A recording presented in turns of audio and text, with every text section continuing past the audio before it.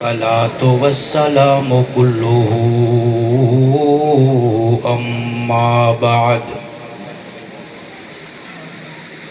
فأعوذ بالله من الشيطان الرجيم بسم الله الرحمن الرحيم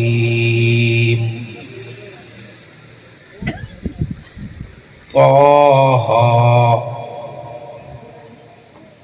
ما أنزلنا عليك القرآن لتشقى صدق الله العظيم وقال رسول الله صلى الله عليه وسلم أنا ياسين وأنا طه أو كما قال صدق الله العظيم وصدق رسوله النبي الأمي الكريم.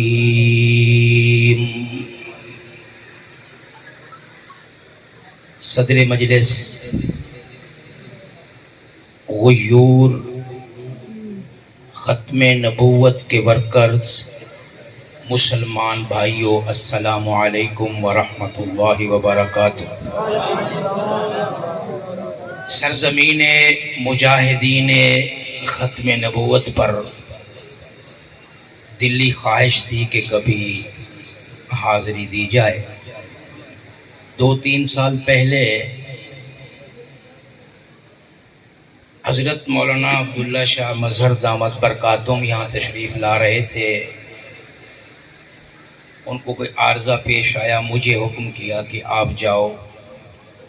پھر ان کا عارضہ دور ہو گیا، وہ خود تشریف لائے. پھر ایک مرتبہ مولانا مطیع اللہ صاحب نے حکم دیا. آج میری خوش قسمتی ہے کہ استاد محترم فقیہ العصر حضرت شیخ الحدیث مفتی محمد صاحب جامعۃ الرشید، ان کے ساتھ ان کا ہم سفر بن کے خادم بن کے آیا ہوں، اور مجھے میرے یہاں پہنچتے ہی دل کی دھڑکنیں تیز ہو گئی. غیرت مندوں میں آیا ہوں. دعا ہے کہ اللہ رب العزت یہ میری بھی مختصر سی نوکری اپنی دربار میں قبول فرما لے. زیادہ نام دلالت کرتے ہیں زیادہ کام پر. منٹ میرے پاس 5 ہیں، اور 5 منٹوں میں آپ کو سبحان اللہ کہلوانا اور اس کی ترغیب دینا میرے خیال میں وقت ضائع ہوگا. آپ خود ہی اس لائن پر آ جائیں، جلدی سے آ جائیں. بہت بڑا مجمع ہے ماشاءاللہ. آخری لائٹنگ ہے نا جہاں تک پیچھے والے، ان کی بھی صدا آنی چاہیے. اونچے نام، صفات، القابات کسی شخصیت کا آئینہ ہوتے ہیں، اس کی شان کو ظاہر کرنے کے لیے ہوتے ہیں. اور سب سے خوبصورت صفاتی نام اللہ نے میرے مصطفیٰ کو عطا کیے. نام ہے عبداللہ. کسی بندے کا یہاں ہوگا کوئی بھائی؟ اچھا، اس کے ساتھ ایک نام بڑھ گیا، حافظ عبداللہ. پھر 8 سال کے بعد وہ ایک اور لفظ بڑھا کے لے آیا، مولانا حافظ عبداللہ. پھر 2 سال وہ دارالعلوم کراچی چلا گیا، واپس لوٹا تو وہ بنا ہوا تھا مفتی مولانا حافظ عبداللہ. نام بڑھتے گئے، اس بندے کی صفات لگتی گئی. اس کے نام کے ساتھ آپ کے لیے تو یہ 3 لفظ ہیں، مفتی بھی ایک لفظ ہے، مولانا بھی ایک لفظ ہے، حافظ بھی ایک لفظ ہے. لیکن کبھی اس عبداللہ نامی شخص کو بٹھا کے پوچھو اس حافظ کے پیچھے اس کے 3 سال ہیں، اس کے سینے میں رب کا کلام ہے.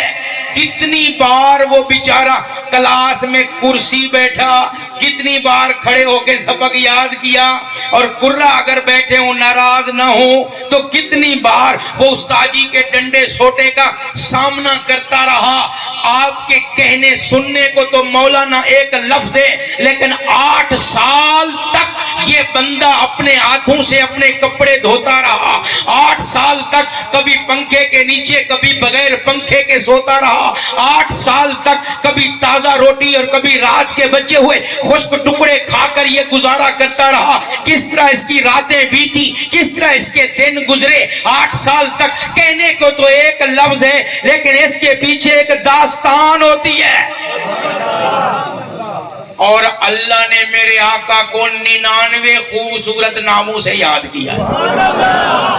نام جتنے زیادہ مقام بھی, پیچھے والے بولو بھائی, مقام بھی اتنا زیادہ ہوا کرتا ہے. کسی نے قادیان کے دجال کو پوچھا, دعویٰ تو اونچا کر بیٹھا ہے, اور یہ اونچا دعوے کرنے والوں کے تو بڑے بڑے صفاتی نام ہوتے ہیں. اچھا یہ بندہ عجیب ملغوبہ ہے, صفاتی نام سنیے, کہتے ہیں میرے بھی ہیں.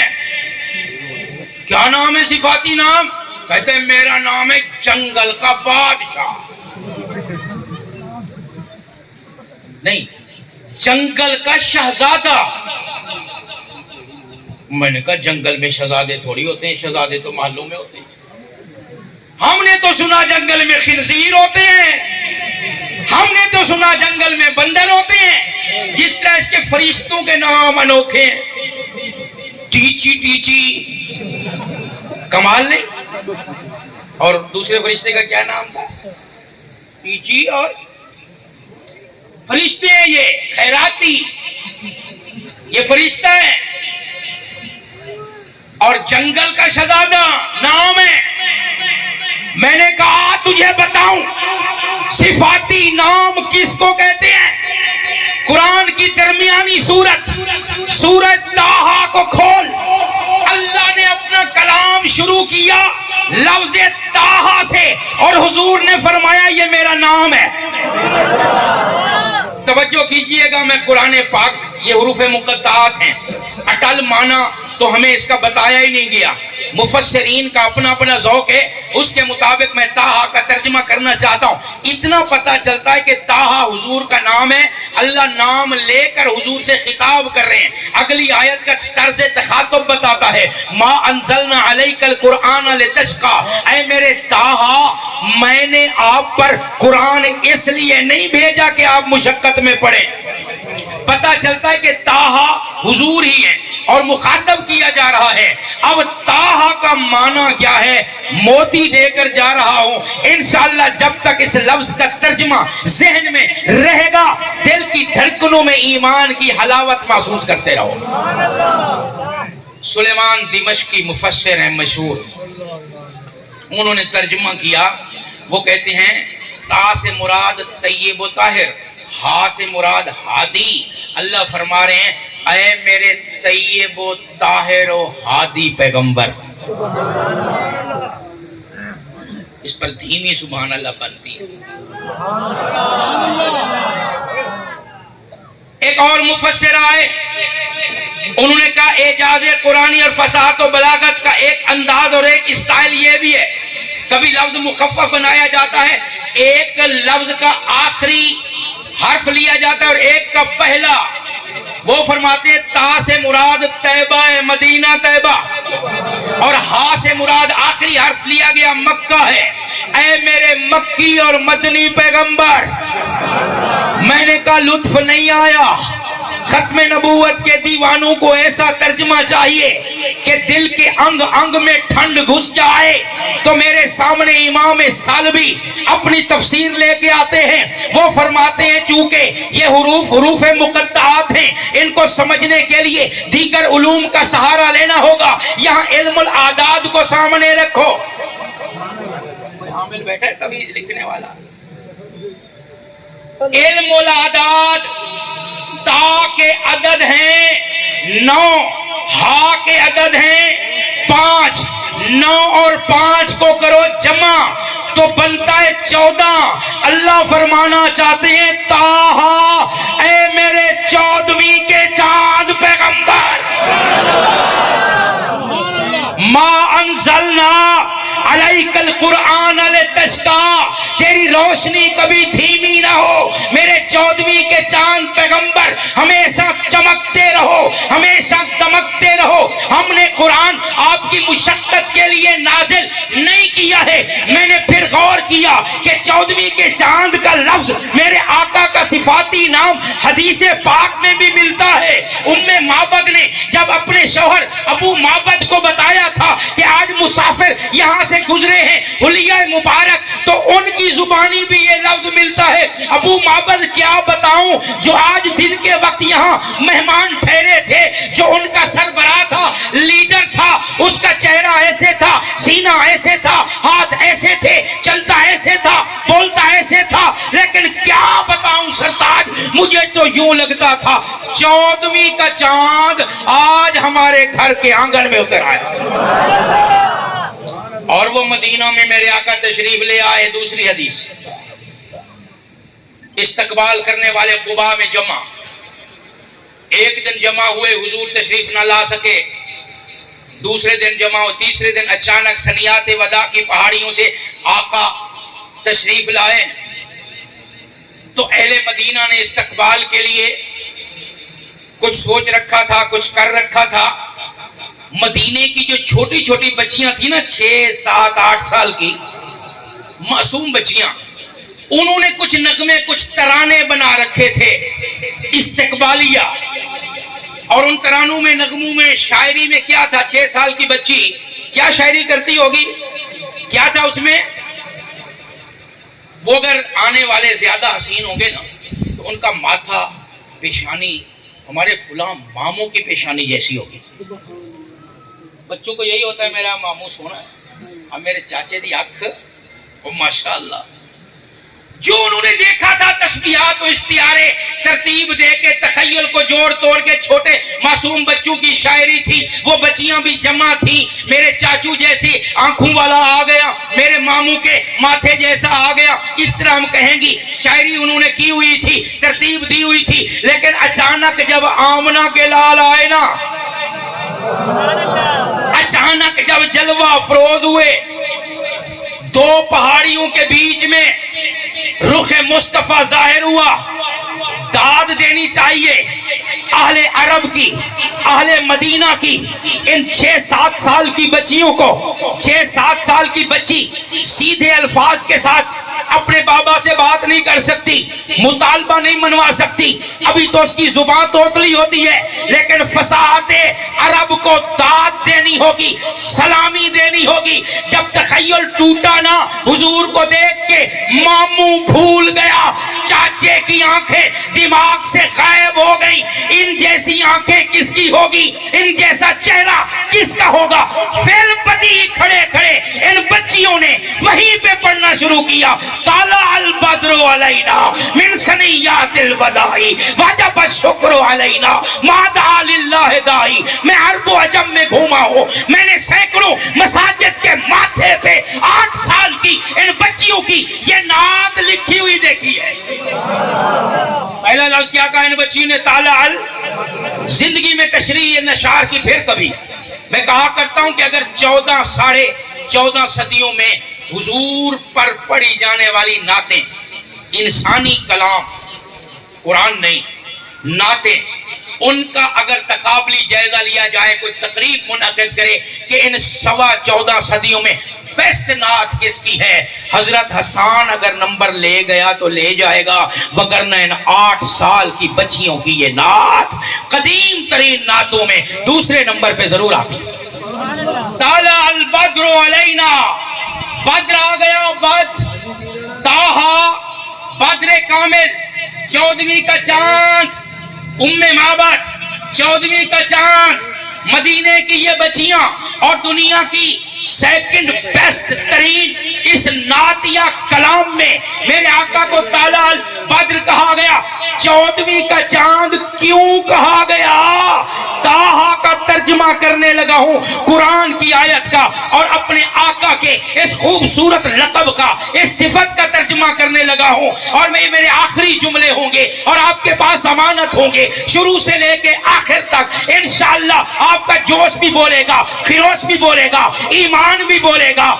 سائنسدان کہتے ہیں کہ سورج درختوں کے تنے مضبوط کرتا ہے۔ سائنسدان کہتے ہیں کہ چاند کی جگمگاہٹ، چاند کی خوبصورت ٹھنڈی میٹھی کرنیں یہ درختوں پر لگنے والے پھلوں میں مٹھاس بھرتی ہیں۔ چاند کی کرنیں کیا کرتے ہیں؟ اب ترجمہ کروں، تاہا ما انزلنا علیک القرآن لتشقی، اے پھیکی زندگیوں کو میٹھا کرنے والے میرے پیغمبر۔ کیسے پھیکی زندگیوں کو میٹھا کیا؟ کڑوی کسیلی زندگیوں کو میٹھا کیا، موت کو بھی میٹھا شربت بنا دیا۔ ہر بات پہ موضوع نکل رہا ہے، وقت ختم ہو چکا، ایک بات نہ کروں تو مجھے لگتا ہے میں جو چھیڑے بیٹھا ہوں گفتگو اس کا حق ادا نہیں ہوگا، اس کا حق ادا نہیں ہوگا۔ سورج تنے مضبوط کرتا ہے، چاند مٹھاس بھرتا ہے، ذائقے بھرتا ہے۔ سائنسدانوں سے پوچھئے گا تارے کیا کرتے ہیں؟ وہ کہتے ہیں جی تاروں کی جگمگاہٹ پھلوں پہ رنگ چڑھاتی ہے۔ کنوں کا موسم آئے گا، ٹوبا مالٹے کا علاقہ، جو پودے کے اوپر اینڈ پہ اخیر پہ کنوں لگے ہوتے ہیں ان پہ رنگ پہلے چڑھتا ہے۔ تاروں کی جگمگاہٹ جذب کرتے ہیں۔ آقا چاند ہے، اللہ نور السماوات والارض ہے، اللہ تنے بخشتا ہے، جسم دیا، آقا نے آ کے کلمہ پڑھا کے میٹھا کر دیا۔ تارے کدھر ہیں؟ آمنہ کے لال نے فرمایا اصحابی کالنجوم۔ اگر زندگیوں کو دین کے رنگ میں رنگنا ہے تو محمد کے یاروں کے پیچھے چلو۔